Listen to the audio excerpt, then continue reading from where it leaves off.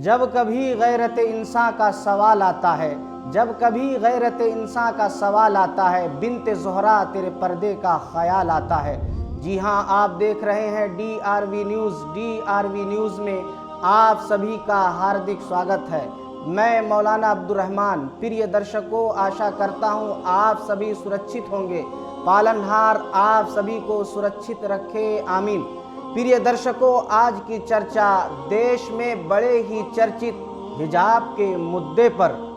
मेरे महान देश भारत के प्यारे देशवासियों, हम जिस महान देश भारत के वासी हैं, हमारे देश का संविधान हर व्यक्ति को उसके धर्म अनुसार जीवन व्यतीत करने की पूरी स्वतंत्रता देता है।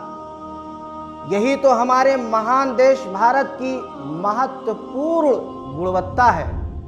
परंतु जिस प्रकार से वर्तमान समय में हिजाब के नाम पर सांप्रदायिकता फैलाने की प्रयास किया जा रहा है और देश की बेटियों को शिक्षा की आड़ में हिजाब का बाधा डालकर सीधे शिक्षा से वंचित किए जाने का प्रयास किया जा रहा है, ये हम तमाम देशवासियों के लिए बहुत ही चिंताजनक और निंदनीय घटना है। इस पर हमें खूब विचार विमर्श करके इन गलत कार्यों से हमेशा के लिए बाज आ जाना चाहिए। प्रिय दर्शकों, हम जिस महान देश भारत के वासी हैं, हमारे देश में एक नारा भी है, बेटी बचाओ बेटी पढ़ाओ। अब आप खुद ही फैसला कर सकते हैं कि जब देश की बेटियों को हिजाब के आधार पर शिक्षा से वंचित किया जाएगा तो देश कैसे विकसित होगा और देश की बेटियां कैसे शिक्षित होंगी। जिस देश में हम रहते हैं, हमारा देश गंगा जमुनी तहजीब का देश है, लेकिन हमें आश्चर्य है इन बातों पर कि अब शिक्षा को भी हिंदू और मुसलमान के नाम पर बांटा जा रहा है। ऐसी सांप्रदायिकता फैलाने वालों को कुछ तो शर्म करनी चाहिए। प्रिय दर्शकों, मैं एक मुस्लिम धर्मगुरु होने के कारण आपको ये ज्ञान देना चाहता हूं कि इस्लाम दीन फितरत है। इस्लाम ने हिजाब को महिलाओं का अधिकार बतलाया है और इस्लाम के संदर्भ में महिला का अर्थ ही होता है छुपाने वाली वस्तु, छुपाने वाली चीज। प्रिय दर्शकों, ये बात याद रखी जाए कि इस्लाम में हिजाब, पर्दा ये कोई इच्छा की बात नहीं है, बल्कि ये मुस्लिम महिलाओं के लिए इस्लाम ने अनिवार्य किया है। ये मैं नहीं कहता, ये मेरी बात नहीं, बल्कि खुद पवित्र पुस्तक कुरान मजीद कहता है। आइए पढ़ लेते हैं सूरह अहज़ाब की आयत नंबर 59। औज़ु बिल्लाहि मिनश शैतानिर रजीम। या अय्युहन नबिय्यु कुल लिअज़वाजिका व बनातिका व निसाइल मुमिनीन युदनीना अलैहिन्ना मिन जलाबिबिहिन ज़ालिका अदना अन युरफ़ना फ़ला युज़ैन व कान अल्लाहु गफ़ूरर रहीमा। अल्लाह ने कहा, ऐ प्यारे पैगंबर हज़रत मोहम्मद सल्लल्लाहु अलैहि वसल्लम, आप अपनी पत्नियों को, अपनी पुत्रियों को और तमाम मुसलमानों की महिलाओं से कह दो कि वो अपने ऊपर अपनी चादरों को डाल लिया करें, लटका लिया करें, हिजाब कर लिया करें। इससे उनकी पहचान हो जाया करेगी, फिर वो सताई नहीं जाएंगे। अल्लाह रहम करने वाला और बहुत ज़्यादा बख्शने वाला है। प्रिय दर्शकों, इससे स्पष्ट हो गया कि इस्लाम में पर्दा, हिजाब ये इच्छा अनुसार नहीं, बल्कि हर मुस्लिम महिला के लिए अनिवार्य है। ये मैं नहीं, बल्कि पवित्र पुस्तक कुरान मजीद कह रहा है, जैसा कि मैंने आपके सामने पेश किया।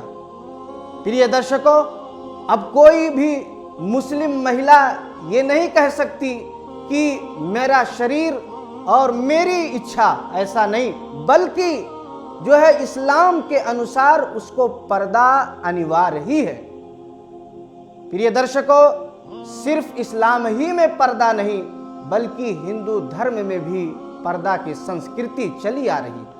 ये बात मैं अपने से नहीं कहता बल्कि धार्मिक ग्रंथ महाभारत और रामायण के संदर्भ में मैं आपको ये शिक्षा देना चाहता हूँ कि श्री राम जी की माता कौशल्या जी जब उनसे एक राजा जी मिलने आए तो उन्होंने अपने दरबान को मिलने के लिए भेजा और श्री कौशल्या जी ने ये कहा कि मैं एक स्त्री हूँ और वो मेरे लिए अजनबी हैं, मैं उनसे नहीं मिल सकती। इसी प्रकार से दुर्योधन ने जब उन्हें अपने सभा में बुलाया तो उन्होंने कहा कि आज मेरे लिए बड़े ही दुखद की बात है क्योंकि मेरे पति के अलावा मुझे किसी और ने नहीं देखा, आज मुझे संसार देख रहा है। इसी प्रकार से जब श्री लक्ष्मण जी से ये पूछा गया कि तुम्हारी भाभी सीता जी, क्या आपने अपनी भाभी सीता जी का चेहरा, नाक, कान, आंख को देखा है? तो श्री लक्ष्मण जी ने यही कहा था कि मैंने अपने भाभी का सिर्फ पैर देखा है, कुछ और नहीं देखा है। फिर ये दर्शकों, इससे स्पष्ट होता है कि पर्दा, हिजाब ये हिंदू संस्कृति भी रही है। और इतना ही नहीं बल्कि ऋग्वेद के अंदर ये भी कहा गया कि जब भी महिलाएं घर से बाहर निकलें तो अपने ऊपर कवर कर लिया करें, यानी पर्दा कर लिया करें, हिजाब कर लिया करें।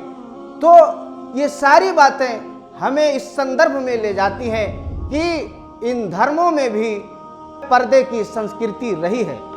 मैं दीन इस्लाम के संदर्भ में बतलाना चाहता हूँ, यानी पर्दे ना करने की जो हानियां हैं वो हानियां हम देख लेते हैं।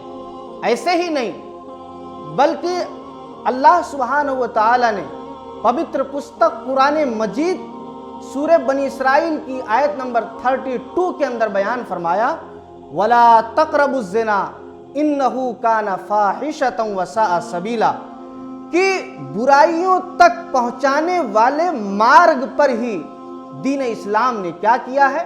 रोक लगाया है, बांध किया है। अब इससे स्पष्ट होता है कि वो सारे रास्ते, वो सारे मार्ग जो बुराइयों तक ले जाने वाले हैं, महिलाओं का तुष्टीकरण करने वाले हैं, वहां तक पहुंचने से पहले उन रास्तों पर ही बांध दिया। इसीलिए इसकी हानियां मैं आपको इस्लाम के संदर्भ में बतलाना चाहता हूं कि बेपर्दगी के कारण महिलाओं का शोषण किया जाता है, रेप होता है और गर्भपात होता है, आत्महत्या इत्यादि और भी हो सकता है। इसी वजह से दीन इस्लाम ने ये पर्दे की तालीम दी है। और इतना ही नहीं बल्कि पर्दे के ताल्लुक से दीन इस्लाम ने दूसरे मकाम सूरह नूर की आयत नंबर 30 और 31 के अंदर अल्लाह सुब्हानहू व तआला ने बयान फरमाया, कुल लिल मुमिनीना यग़ुज़्ज़ू मिन अबसारिहिम, और ऐसे ही बयान किया वकुल लिल मुमिनाति यग़ुज़्ज़ुना मिन अबसारिहिन्ना व यहफ़ज़्ना फ़ुरूजहुन्ना। ये अल्लाह तबारक व तआला ने बयान फरमाया। इसमें काबिले गौर बात यह है कि औरतों से पहले मर्दों को ये कहा गया कि वो महिलाओं पर अपनी नज़र ना डालें, अपनी नज़रें नीची रखें।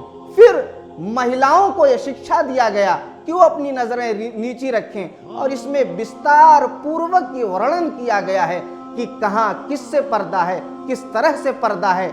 इसलिए मैं बड़ी विनम्रता के साथ अनुरोध करना चाहता हूँ कि इस्लाम की जो शिक्षा है वो यही है कि जब भी कोई महिला घर से बाहर निकल रही है तो वो उसे पर्दा कर लेना चाहिए, उसे हिजाब कर लेना चाहिए।